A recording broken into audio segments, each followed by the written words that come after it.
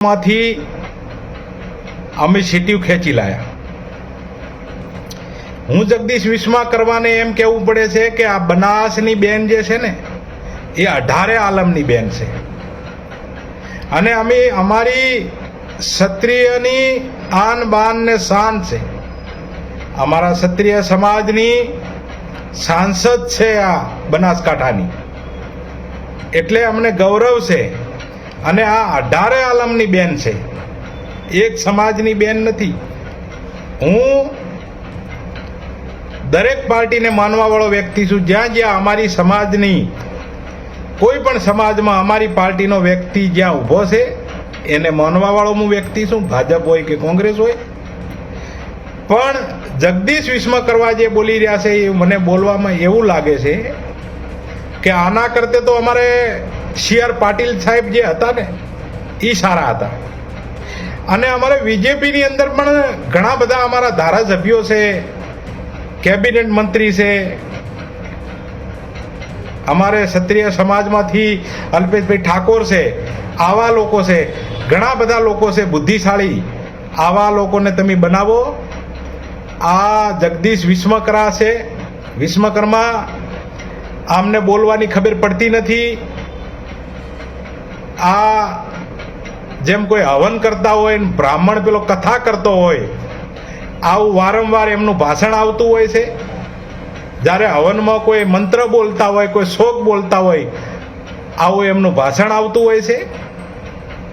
એટલે જેથી કરીને જે વાણીનો વિલાપ રાખે, જેને બોલવાની ખબર પડે, જે પણ હશે અમારા સમાજનો હશે, ભલે અમે મારશું પણ માર તો નહીં ખાવા દઉં. કોઈના બાપની તાકાત નથી કે અમારો સમાજનો દીકરો હોય, અમારા સમાજનો ધારાસભ્ય હોય, અમારા સમાજનો સાંસદ હોય, એને કોઈ બીજી સમાજનો આવીને આંગળી ઉપાડી જાય એવી કોઈના બાપની તાકાત નથી કે અમારી સમાજની ઉપર આંગળી ઊંચી કરીને, નજર ઊંચી કરીને જોઈ શકે. એટલે હું 18 આલમને વિનંતી કરું છું, 18 આલમને, બનાસની બેનને વિનંતી કરું છું, 18 આલમની જે પણ બેનું છે, આ જે સાડીના પાલવમાંથી જે સીટું ખેંચવાની જેને વાત કરી છે, આ ઇજ્જત અને માન સન્માનની વાત છે. ભારતીય જનતા પાર્ટી હિન્દુઓની પાર્ટી છે. પશ્ચિમ બંગાળમાં જીત્યા હોય કે પછી આસામમાં કે પછી પુંડીચેરીમાં, કેમ નહીં. પણ આ મુદ્દે તમને લાગશે કે ચર્ચા કેમ કરી રહ્યા છે, ત્યારે સામાજિક આગેવાન છે કે સોલંકી, તેમણે પોતાના સોશિયલ મીડિયા ઉપર એક વિડીયો નાખ્યો છે. તેમણે ભારતીય જનતા પાર્ટીના લોકોને સવાલ કર્યો છે કે જો તમે હિન્દુઓની પાર્ટી હોય તો કેમ મુસ્લિમોને ટિકિટ આપો છો સ્થાનિક સ્વરાજ્યની ચૂંટણીઓમાં. એ સિવાય એમણે ભાજપના ભજનીકો કહ્યું છે, એટલે કે જે ભાજપના સમર્થકો છે તેમણે કહ્યું છે ભાજપના ભજનીકો જ્યારે દીકરીઓનો બળાત્કાર થાય ત્યારે રસ્તા પર કેમ નથી નીકળતા, જે લાકડી કે દંડા લઈને તેઓ ધર્મ બચાવવા નીકળે છે એ જ ભ્રષ્ટાચાર કે કરપ્શનના મુદ્દે કેમ નથી નીકળતા. નમસ્કાર, હું છું ચિંતામણી પુત્રની પટેલ. સ્વાગત છે આપનો અમારા કાર્યક્રમમાં. આવો સાંભળીએ કે સોલંકીએ શું કહ્યું. તો ઓળખાણ એટલે આપવી પડે છે કે ઓરિજિનલ સુરત ઠાકોર સમાજના પ્રમુખ દાદુજી ઠાકોર, 2-4 જણા અન્ય કે અમારા ઠાકોર સમાજની અંદર સુરતમાં ઘણા બધા 2-4 મિત્રો સાથે મળીને, પોતપોતાના પરિવાર સાથે મળીને અને ટ્રસ્ટ રજીસ્ટર કરાવીને અને કે અમે પ્રમુખ સુરતના, એ નહીં. આ પ્રમુખ જે સુરત ઠાકોર સમાજના, સુરતના ઠાકોર સમાજે જે પ્રેમ ભાવ આપીને અને બનાવેલા એ પ્રમુખ એવા છે કે એના ઘરમાં ક્ષત્રિયણી છે, એના બાળ બચ્ચા સગું વાલું આ ઠાકોર સમાજની અંદર છે. નકે અમારે સુરતની અંદર ઘણા બધા એવા બધા પ્રમુખ થવા ફરી રહ્યા છે કે ઘરમાં બીજી સમાજની હોય. ઘણા તો કમિટીમાં એવા લોકો છે ટ્રસ્ટ રજિસ્ટરમાં કે જેને પટેલ સમાજની સોસાયટીમાં રહેવા માટે એનું આધાર કાર્ડમાં ઠાકોર સમાજનું નામ કાઢીને પટેલ સમાજ લખવું પડ્યું, પટેલ સમાજની દીકરી લાવવાથી. આવા લોકો પણ ઘણા ટ્રસ્ટમાં છે અમારા ઠાકોર સમાજની અંદર. ઘણા લોકો એવા પ્રમુખ થવા ફરી રહ્યા છે, બની બેઠેલા 4-5 મિત્રો સાથે મળીને બની બેઠેલા કે ઠાકોર સમાજને જેને ઘરમાં ક્ષત્રિયણી નથી, અને દાદુજી ઠાકોર છે એનું સગું વાલું, એના સગા સંબંધી, એના ઘરમાં ઓરિજિનલ ક્ષત્રિયણી, જેમ ઝાંસી કી રાણી આવી ક્ષત્રિયણી એના ઘરમાં છે. એટલે કાલે પણ જ્યારે પણ આ વિડીયો મારો વાયરલ થાય, જ્યારે પણ આ વિડીયાની અંદર કોઈ પણ તકલીફ આવે, ત્યારે આ ઓરિજિનલ દાદુજી ઠાકોરને અને ઓરિજિનલ ઠાકોર સમાજની બ્રાન્ડ એની ગોત કરજો, જરૂર પડે તો, નકે નહીં. આજે મિત્રો મારે વિડીયો એટલે બનાવવા પડ્યો છે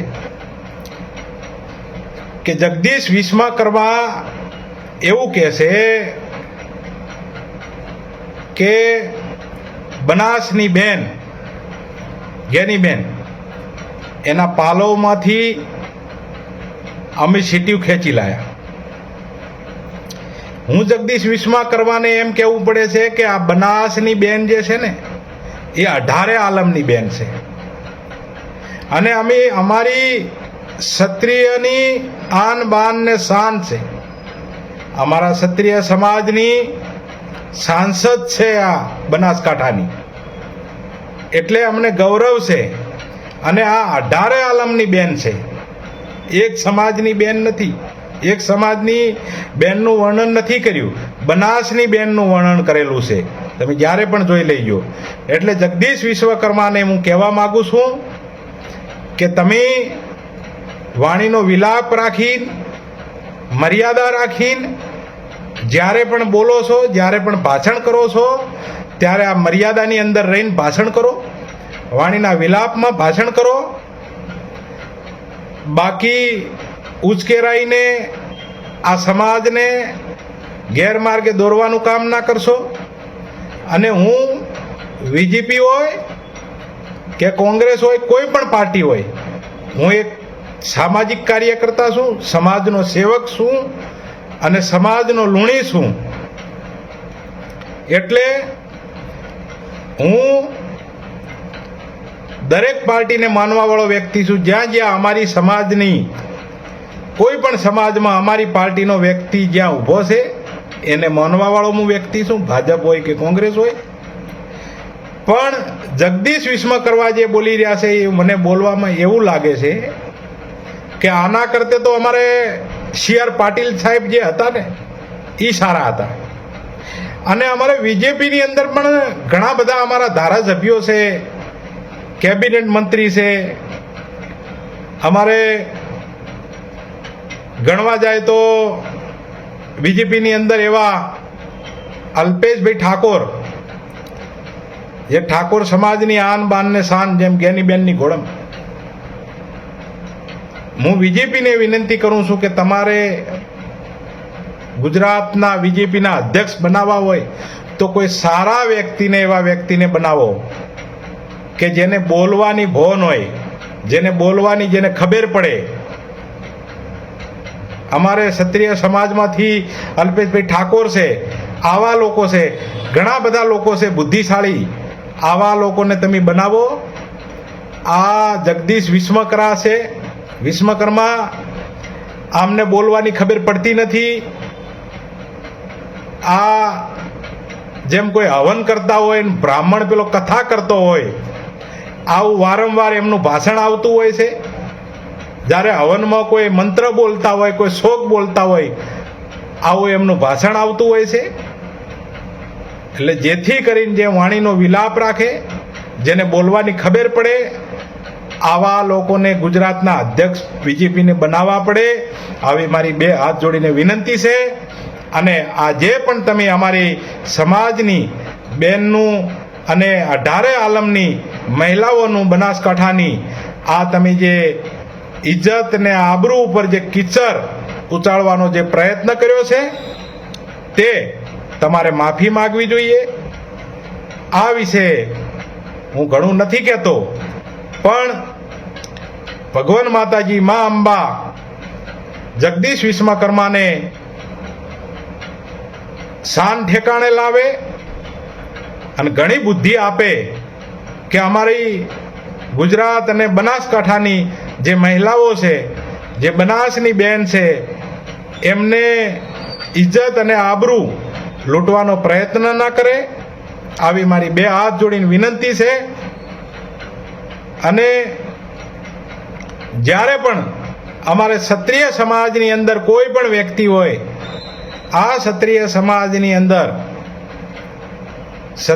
સમાજની અંદર જો આંગળી ઉકવાડવાનો જો પ્રયત્ન કરશે તો અમે ત્યારે પણ જ્યારે પ્યારે જે પણ હશે અમારા સમાજનો હશે, ભલે અમે મારશું પણ માર તો નહીં ખાવા દઉં. કોઈના બાપની તાકાત નથી કે અમારો સમાજનો દીકરો હોય, અમારા સમાજનો ધારાસભ્ય હોય, અમારા સમાજનો સાંસદ હોય, એને કોઈ બીજી સમાજનો આવીને આંગળી ઉપાડી જાય એવી કોઈના બાપની તાકાત નથી કે અમારી સમાજની ઉપર આંગળી ઊંચી કરીને, નજર ઊંચી કરીને જોઈ શકે. એટલે હું 18 આલમને વિનંતી કરું છું, 18 આલમને, બનાસની બેનને વિનંતી કરું છું, 18 આલમની જે પણ બેનું છે, આજે સાડીના પાલવમાંથી જે સીટું ખેંચવાની જેને વાત કરી છે, આ ઇજ્જત અને માન સન્માનની વાત છે. આવા લોકોને આપણે બહિષ્કાર કરવો જોઈએ. આવા લોકોને ગામડે ગામડે, તાલુકે તાલુકે, જિલ્લે જિલ્લે આવા લોકોને ના પેસવા જોઈએ. અને વિશ્વકર્માને હું પણ કહેવા માંગુ છું, જગદીશ વિશ્વકર્માને, કે તમે જ્યારે પણ આજે ગુજરાતના આગેવાન બન્યા છો ને, તો આજે અમારે 18 આલમથી અમારી સમાજના પણ બનાસકાંઠાની અંદર વોટ આવ્યા છે, ત્યારે આજે તમારી ભારતીય જનતા પાર્ટીની અંદર તમારી આજે નોંધ લેવાની છે અને તમે ગુજરાતના અધ્યક્ષ બન્યા છો, એ પણ તમે ભૂલી બેઠા છો.